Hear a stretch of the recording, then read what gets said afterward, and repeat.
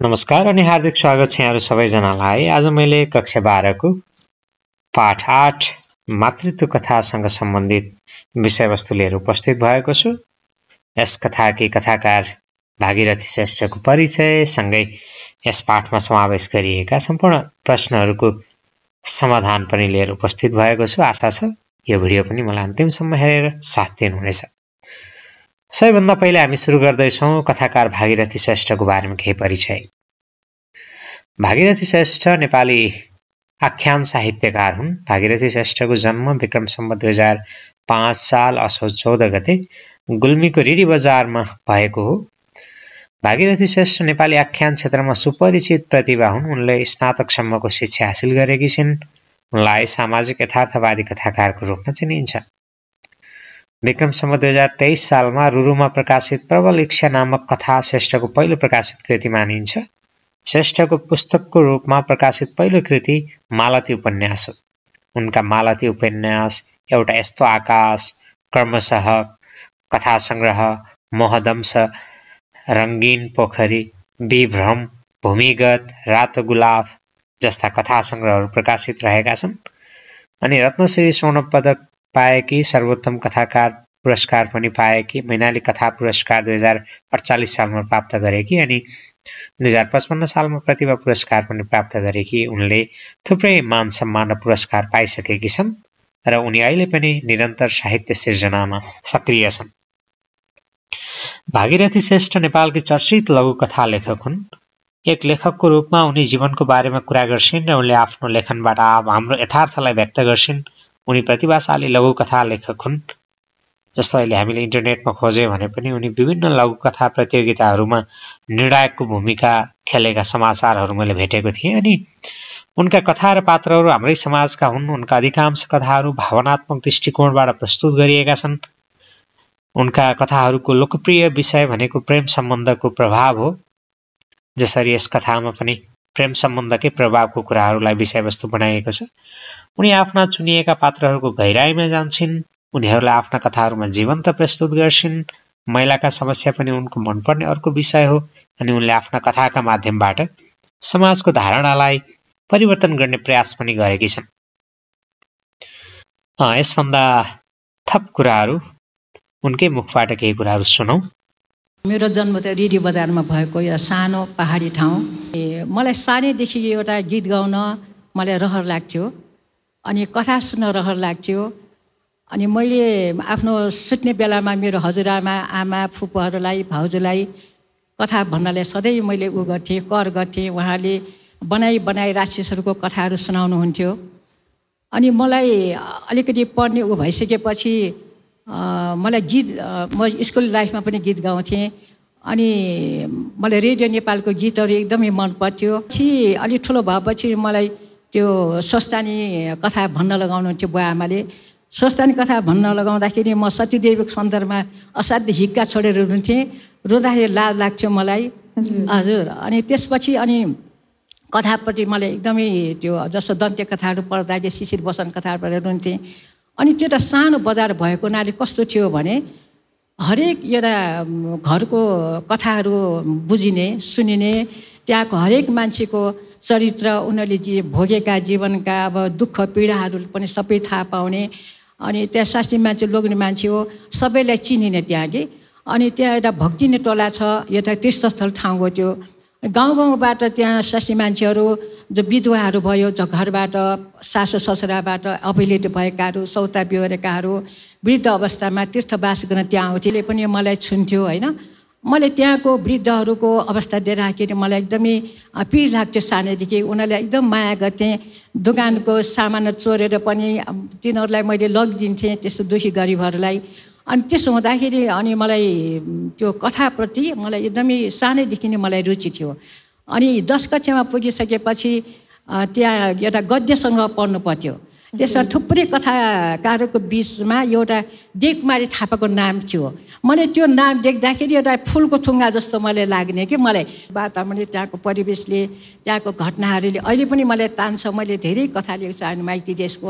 अहिले त्यो माइती देश भनेपछि त्यो गहिरिएर मुटुमा बस्ने रहेछ कि जहाँको कुनै पनि कुराहरू बिर्सन नसकिने।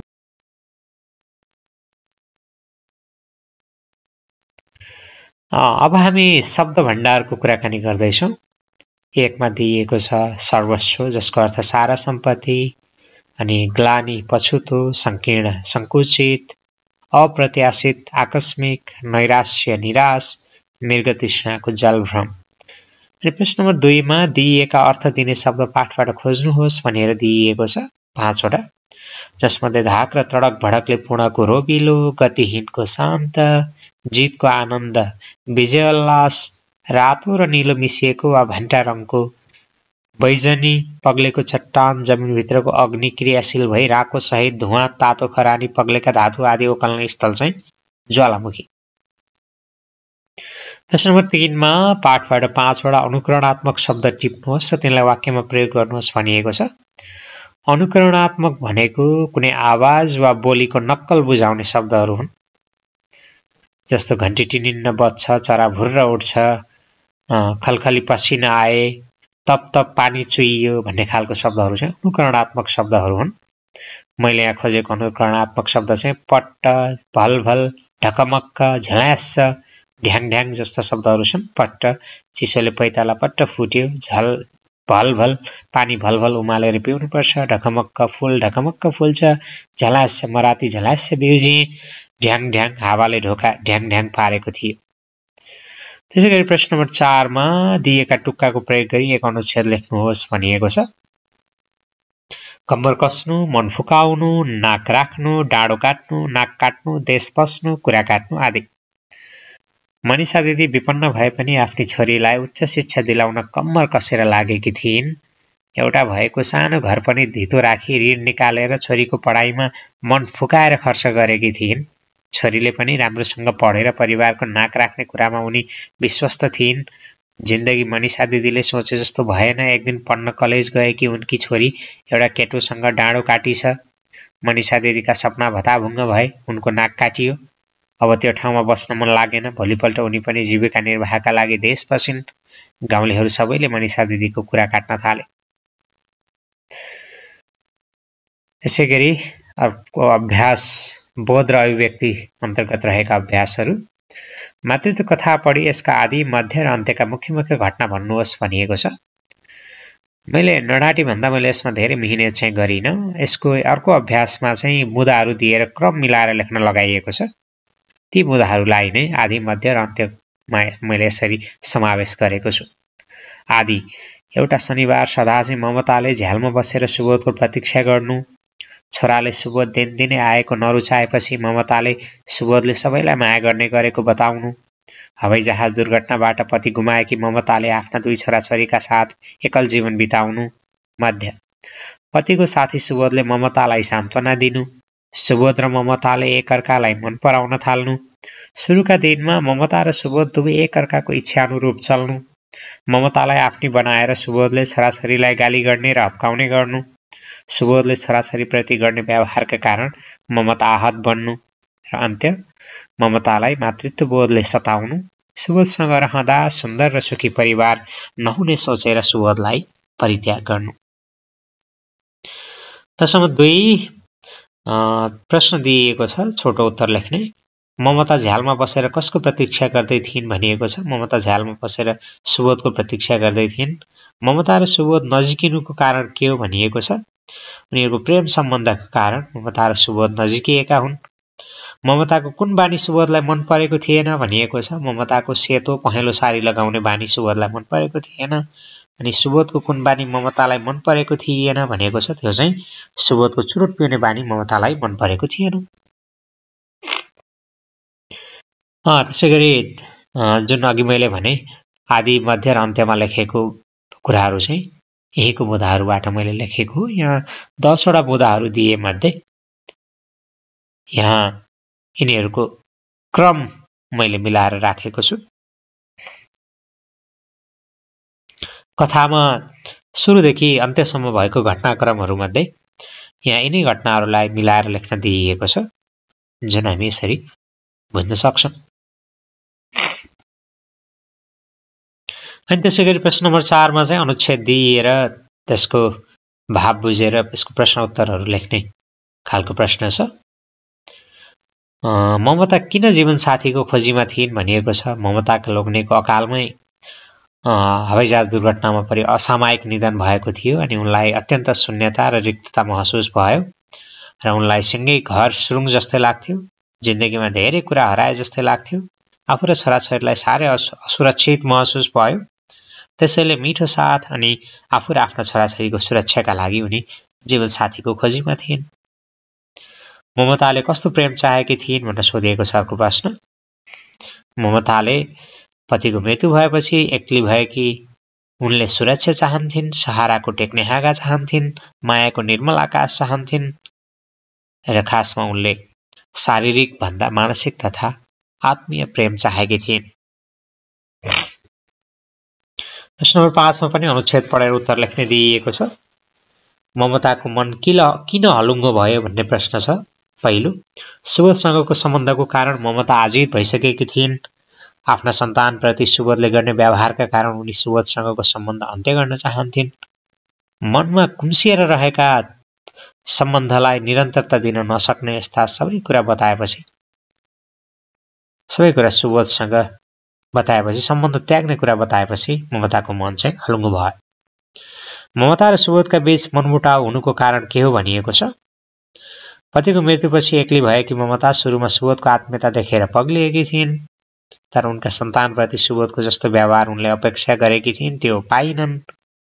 सधैँ रुखो व्यवहार गर्दथ्यो सुबोधले। उनका सन्तानलाई कहिल्यै पनि सकारात्मक व्यवहार गरेन। यस्तो अवस्थामा ममताले सुबोधलाई परित्याग गरेर छोराछोरीसँग नै सम्पूर्ण जीवन बिताउने विचार गरिन् अनि यही कारणले उनीहरूको बीचमा मनमुटाव भएको थियो। अर्थात् हामीले छोटोमा लेख्यो भने यो ममताको छोरा र छोरीको कारण मनमुटाव भयो, अर्थात् छोराछोरीप्रति सुबोधले देखाएको व्यवहारको कारण भनेर बुझ्न सक्छौँ। अनि त्यसै गरी प्रश्न नम्बर 6 मा व्याख्या गर्ने दिइएको छ। सुरुमा दिइएको छ, निरस जिन्दगीलाई रसाउन मायाको सङ्लो नदी चाहिन्छ, छहारीदार ओत चाहिन्छ। जिन्दगी हाँसो, रोदन, दुःख, पीडा, कथा, व्यथाले भरिएको सामूहिक भेल हो। आपत, सुख र दुःख सबैलाई पर्छ।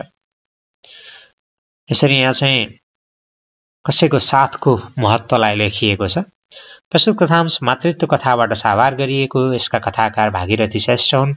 मानिस एउटा सामाजिक प्राणी हो, त्यसैले मानिसको जीवनमा कसैको आत्मीय साथको आवश्यकताका बारेमा कथांशमा विचार प्रस्तुत भएको छ।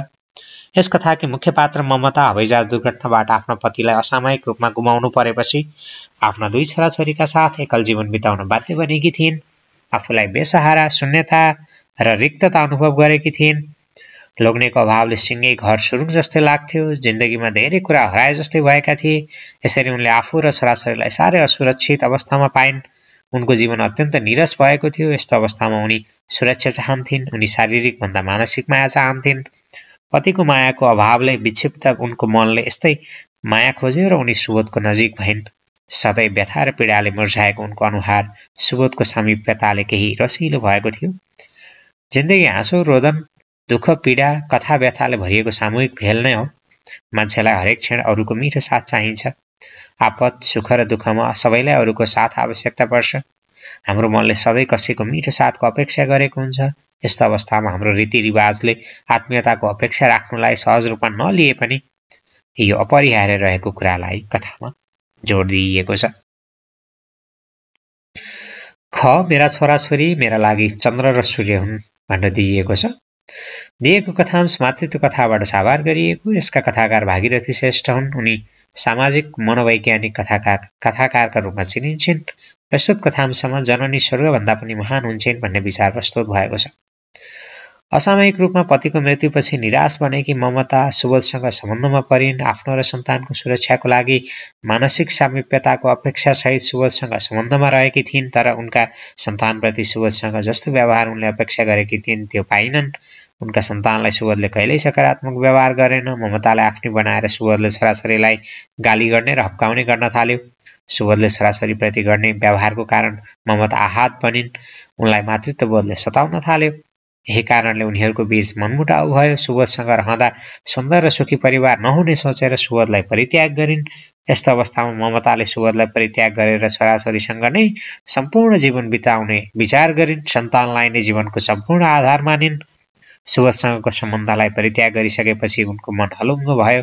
यसरी कुनै पनि आमालाई सन्तानभन्दा अरू कुनै व्यक्ति ठुलो हुनै सक्दैन र सन्तानको खुसीका लागि जस्तोसुकै निर्णय पनि लिन तयार हुन्छन् भन्ने कुरा चाहिँ यस कथांशमा प्रश्न पार्न खोजिएको छ। प्रश्न नम्बर 7 मा चाहिँ तार्किक प्रश्न दिइएको छ, जसमध्ये ममताले सुबोधलाई परित्याग गरेर छोराछोरीसँग नै सम्पूर्ण जीवन बिताउने भनी गरेको निर्णय तपाईलाई कस्तो लाग्यो, कथाका आधारमा विश्लेषण गर्नुहोस् भन्ने छ। पक्कै पनि राम्रो लाग्यो नै भन्नुपर्छ। हामीहरू कुनै पनि एउटी ममतामयी आमाको लागि सन्तानको खुसीले ठुलो अर्थ राख्छ। मातृत्व कथा एउटा सामाजिक मनोवैज्ञानिक कथा हो। यस कथाका कथाकार भागीरथी श्रेष्ठ हुन्। यस कथाकी मुख्य पात्र ममता हुन्। कम उमेरमै विधवा बनेर पतिको मायाबाट वञ्चित ममता सुबोधसँग नजिकिन्, तर सुबोधसँग रहँदा सुन्दर र सुखी परिवार नहुने सोचेर सुबोधलाई परित्याग गरी छोराछोरीसँग नै सम्पूर्ण जीवन बिताउने भनी गरेको निर्णय मलाई चाहिँ उपयुक्त नै लाग्यो। संसारमा एउटा कोही त माया गर्ने पुरुष चाहिन्छ भन्ने चाहनाले ममता सुबोधलाई बढी माया र सम्मान गर्न थालेकी थिइन्, तर उनका सन्तानप्रति सुबोधसँग जस्तो व्यवहार ममताले अपेक्षा गरेकी थिइन् त्यो पाइनन्। ममताले कहिले पनि सुबोधले सकारात्मक व्यवहार गरेको जस्तो लागेन। ममतालाई आफ्नी बनाएर सुबोधले छोराछोरीलाई गाली गर्ने र हप्काउने गर्न थाल्यो। सुबोधले छोराछोरीप्रति गर्ने व्यवहारको कारण ममता आहत बनेकी थिइन्। उनलाई मातृत्वबोधले सताउन थालेको थियो। यही कारणले उनीहरूको बीचमा मनमुटाव पनि भएको थियो। ममताले जुन माया शारीरिक भन्दा मानसिक रूपमा ज्यादा होस् भनेर सोचेकी थिइन् त्यसो भएन। सुबोधले शारीरिक प्रेम मात्र गर्यो। ममताका छोराछोरीप्रति सधैँ रुखो व्यवहार देखायो।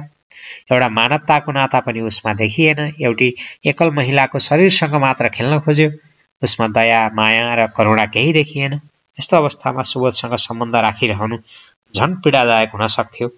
यस्तो निर्दय पुरुषसँगको सम्बन्धले कसैको जीवन सुखद हुन सक्दैन। त्यसैले ममताको निर्णय मलाई चाहिँ उपयुक्त लाग्यो। प्रश्न नम्बर 8 विवेचनात्मक अर्थात् समीक्षात्मक प्रश्नहरू दिएको छ, जसमध्ये जननी स्वर्गभन्दा पनि महान हुन्छन् यस भनाइलाई मातृत्व कथाका आधारमा पुष्टि गर्नुहोस् भनिएको छ। मलाई चाहिँ यो प्रश्न त्यति सान्दर्भिक लागेन। यसमा चाहिँ सन्तानले आमालाई गरेको मायालाई त्यति देखाइएको छैन।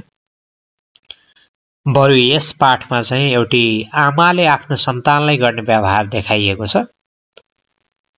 त्यसैले पनि यहाँ जननी स्वर्गभन्दा पनि महान हुन्छन् भन्ने कुरा, यहाँ चाहिँ जननी महान हुन्छन् भन्ने भन्दा पनि यो पाठमा चाहिँ सन्तान महान हुन्छन् भन्ने कुरा गरिएको छ।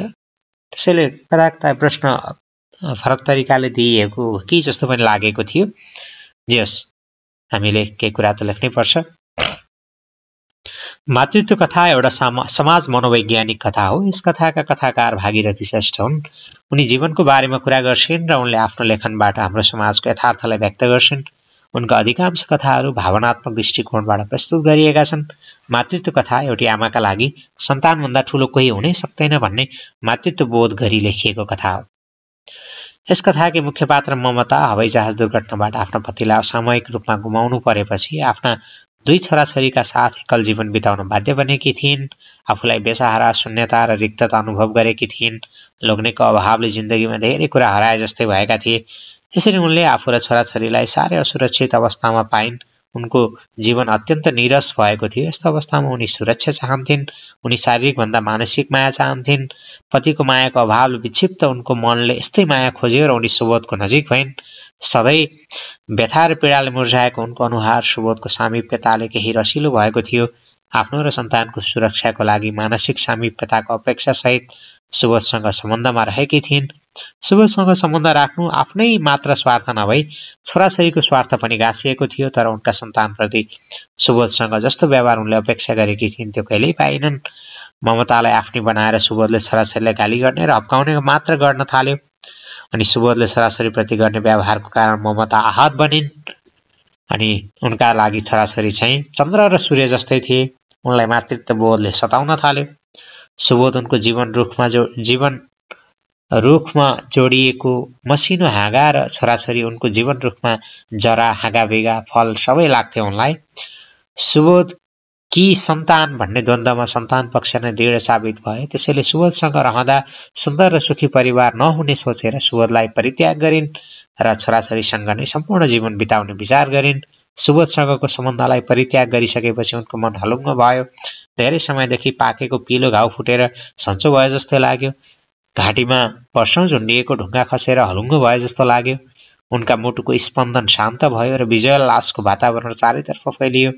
यसरी यस कथामा सन्तानका प्रति आमाको अनुपम माया र आमाको काख स्वर्गभन्दा पनि महान हुने प्रसङ्गलाई चाहिँ कथालाग्दो ढङ्गले प्रस्तुत गरिएको छ। अनि दोस्रोमा सोधिएको छ ममतामा मानसिक द्वन्द्व आउनुको कारण के हुन् भनेर। मातृत्व कथा एउटा मनोवैज्ञानिक कथा हो। यस कथाका कथाकार भागीरथी श्रेष्ठ हुन्। उनी जीवनको बारेमा कुरा गर्छिन्। उनले आफ्नो लेखनबाट हाम्रो समाजको यथार्थलाई व्यक्त गर्छिन्। उनका कथाहरूको लोकप्रिय विषय प्रेम सम्बन्धको प्रभाव हो। उनी आफ्ना चुनिएका पात्रहरूको गहिराईमा जान्छन् र उनीहरूलाई आफ्ना कथाहरूमा जीवन्त प्रस्तुत गर्छिन्। महिलाका समस्या पनि उनको मनपर्ने विषय हो। उनले आफ्नो कथाका माध्यमबाट समाजको धारणालाई परिवर्तन गर्ने प्रयास पनि गरेकी छन्। यस कथामा सामाजिक रीतिरिवाज र एउटा घटनाको कारण ममताको मनमा खेलेको मानसिक द्वन्द्वलाई प्रस्तुत गरिएको छ। यसमा चाहिँ पतिको मृत्यु हुने बित्तिकै सुबोधसँग सम्बन्ध राख्दा मलाई समाजले के भन्ने होला भन्ने कुरा गर्ने हुन् कि भनेर उनको मनमा केही मानसिक द्वन्द्व खेलेको थियो भने पछि उनी सुबोधसँग सम्बन्धमा रहिसकेपछि उसले छोराछोरीप्रतिको देखाएको व्यवहारको कारण पनि उनको मनमा द्वन्द्व चलेको थियो। पतिको असामयिक निधनपछि एक्ली बनेकी ममता सुबोधको सान्त्वनाले सम्हालिएकी थिइन्। सुन्दर र सुखी जीवनका लागि कुनै पुरुषको साथ आवश्यक रहेको ठान्ने उनी सुबोधसँग आत्मीय सम्बन्ध चाहन्थिन्। यस सम्बन्धलाई अगाडि बढाउन हाम्रो धार्मिक सामाजिक परम्पराले के भन्ला भनी उनको मनमा मानसिक द्वन्द्व सुरु भएको थियो। के म आफ्नो लागि आफैले खाल्डो खनिरहेकी त छैन भनेर यो समाज र परम्पराको सम्भावित प्रतिकारले उनलाई डर लागेको थियो। भोलि समाजले यो आइमै लोग्नेको सतमा छैन, लोग्नेलाई नर्कमा पारी भन्लान् भन्ने द्वन्द्व पनि चल्यो। यसरी सोच्दा सोच्दै उनको मनमा विद्रोह पनि उठ्यो। लोग्ने हुँदा हाम्रो जिन्दगी कति मनमोहक थियो, वापछि आफ्नो र छोराछोरीको लागि सहारा र माया खोजे त के बिराएँ मैले भनेर सम्बन्ध अघि बढाइन्। तर सुबोधसँगको ममताको प्रेमी सुबोधले सन्तानप्रति अपेक्षाकृत व्यवहार नगरिदिएपछि उनको मनमा यही सम्बन्धलाई लिएर मानसिक द्वन्द्व चलेको छ। सुबोधकी सन्तान भन्ने द्वन्द्व भयो। सुरक्षा सामिप्यताका लागि परिवार सुन्दर र सुखी होला भनेर सुबोधसँग नजिकिएकी ममतालाई आफ्नी बनाएर सुबोधले छोराछोरीलाई गाली गर्ने र हप्काउने गर्न थाल्यो। उनकी छोरी 81 एक्सिडेन्ट भए हात भाँचिएर अस्पतालमा भर्ना हुँदा पनि सुबोधले मानवताको लेस पनि देखाएन। जिन्दगीमा पतिपछि जसको अलिकता भरोसा गरेकी थिइन् त्यसप्रति उनको मनमा रिस उम्लदा मुखभरि आइसकेको थियो। धरतीभित्रबाट ज्वालामुखी फुटेर लाभा निस्कँदै भए जस्तो लाग्यो। उनलाई सुबोधको मुखै हेर्न मन लागेन। उनका मनमा सुबोधका प्रति सद्भावना सकियो र घृणाको पर्खाल उभिदियो। सुबोधसँग सम्बन्ध राख्नु पनि अब अपराध बन्न थाल्यो। सुबोधले ममताका छोराछोरीलाई कहिल्यै मायाले बोलाएन। यही कुरामा उनको मनमा मानसिक द्वन्द्व चल्यो। छोराछोरीलाई लत्याएर सुबोधलाई सकार्नु जीवनको भयङ्कर भूल र अपराध हुने ठानिन्। त्यो अवस्थामा सुबोधलाई लत्याएर छोराछोरीलाई च्याप्नु नै त्याग र धर्म हुनेछ भन्ने ठानिन्। यसरी सुबोध र सन्तान अनि समाजका परम्परा तथा रीतिरिवाजका विषयलाई लिएर उनको मनमा मानसिक द्वन्द्व चलेको हो। अनि 9मा दिइएको छ एउटा थोरै कथांश दिएर यसको उद्देश्य के होला, यसको वास्तविकता के हुन्छ भन्ने खालको कुराहरू चाहिँ यो कथांशमा चाहिँ नेपालको राजनीतिको यथार्थलाई प्रस्तुत गरिएको छ। आफ्नो शक्ति प्रदर्शन तथा माग पूरा गराउने नाममा विरोधका नाममा देखिने विकृत राजनीतिको यथार्थ यसमा चित्रण गरिएको छ। आन्दोलनकारीले आफ्ना माग पूरा गराउन विरोधका विभिन्न शैलीहरू अपनाउने यथार्थ चित्रण गरिएको छ। आफ्ना कार्यक्रम लागू गर्न नमान्नेलाई जबरजस्ती गर्ने र तोडफोडमै उत्रने शैलीलाई पनि कथांशमा प्रस्तुत गरिएको छ। शान्तिपूर्ण विरोध कार्यक्रम गर्ने भनिए पनि विरोधका यस्ता कार्यक्रमहरू हिंसात्मक हुँदै गएका प्रति चिन्ता पनि व्यक्त भएको छ। आफ्नो दल वा समूहले गर्ने जस्तोसुकै अराजनैतिक क्रियाकलाप जायज लाग्ने तर आफूले यस्तै क्रियाकलाप भोग्दा दुःख महसुस हुने वास्तविकतालाई निकै पेचिलो र सन्देशमूलक ढङ्गमा प्रस्तुत गरिएको छ।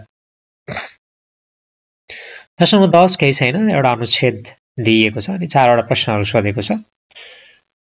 सजिलै अनुच्छेदमै थाहा लाग्ने उत्तरहरू छन्। जस एकपल्ट हजुरहरूले सर हेरेपछि यसलाई चाहिँ बुझ्न सक्नुहुनेछ।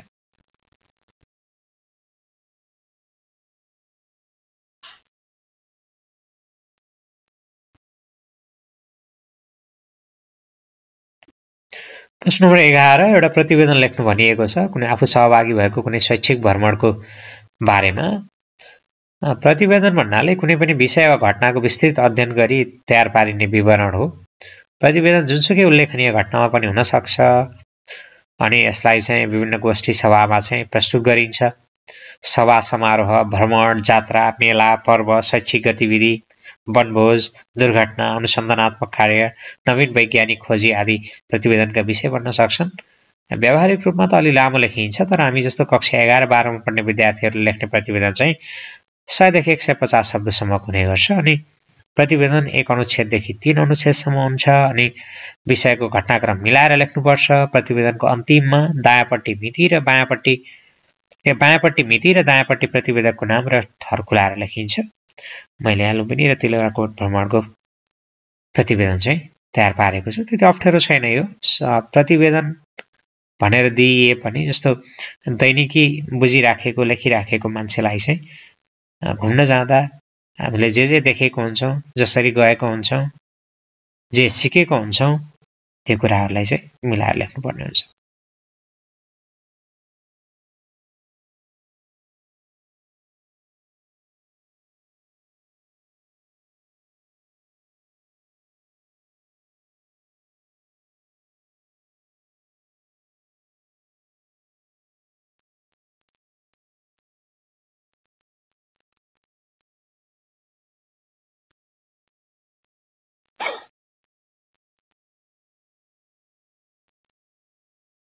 हस्त आजलाई मैले तयार पारेको सामग्री यहीँनिर सकिएको छ। आशा छ यो भिडियो हजुरहरूलाई मन पर्यो होला र आगामी दिनमा यस्तै भिडियोहरूका लागि मेरो च्यानललाई सब्स्क्राइब गर्न नबिर्सनु होला। मन पर्यो भने साथीहरूका माझ सेयर पनि गरिदिनु होला। हस्त, धन्यवाद, नमस्कार।